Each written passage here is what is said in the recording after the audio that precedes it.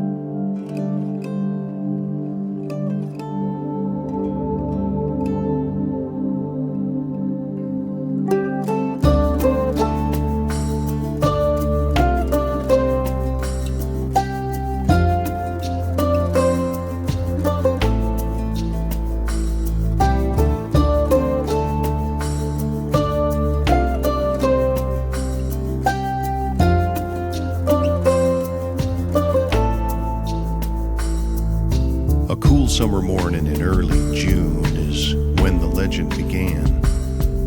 At a nameless logging camp in Wexford County where the Manistee River ran. 11 lumberjacks near the Garland Swamp found an animal they thought was a dog. In a playful mood, they chased it around till it ran inside a hollow log. A logger named Johnson grabbed him a stick and poked around inside. Then the thing let out an unearthly scream and came out and stood upright. None of those men ever said very much about whatever happened then. They just packed up their belongings and left that night, were never heard from again. It was 10 years later in '97 when a farmer near Buckley was found. Slumped over his plow, his heart had stopped. There were dog tracks all around. 7 years past the turn of the century, they say a crazy old widow had a dream of dogs that circled her house at night. They walked like men and screamed.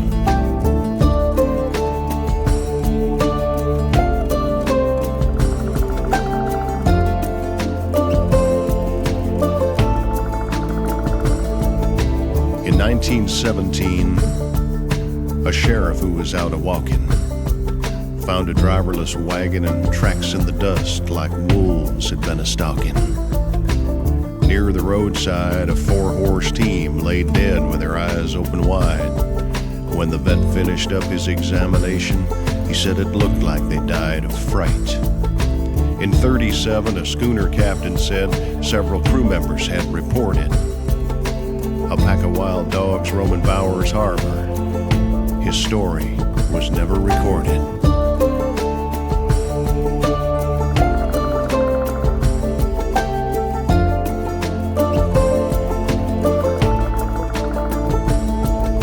In '57, a man of the cloth found claw marks on an old church door.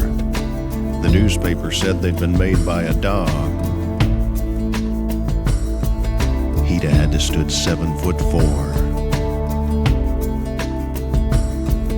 In '67, a van load of hippies told a park ranger named Quinlan they'd been awakened in the night by a scratch at the window. There was a Dogman looking in and grinning.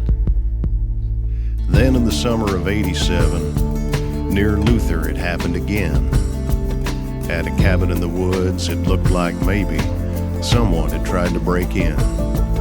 There were cuts around the doors could have only been made by very sharp teeth and claws.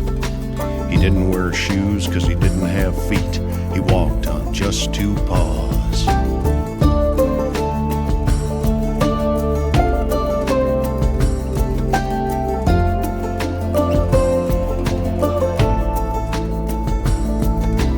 Legends are born of stories told, imagination without restriction. But what does a legend become? when the truth outruns the fiction. The decades come, the decades go, people still swear they see. Interlock and Reed City, Mackinac, there was something looking back at me. And somewhere in the Northwoods darkness, a creature walks upright. And the best advice you may ever get is don't go out at night.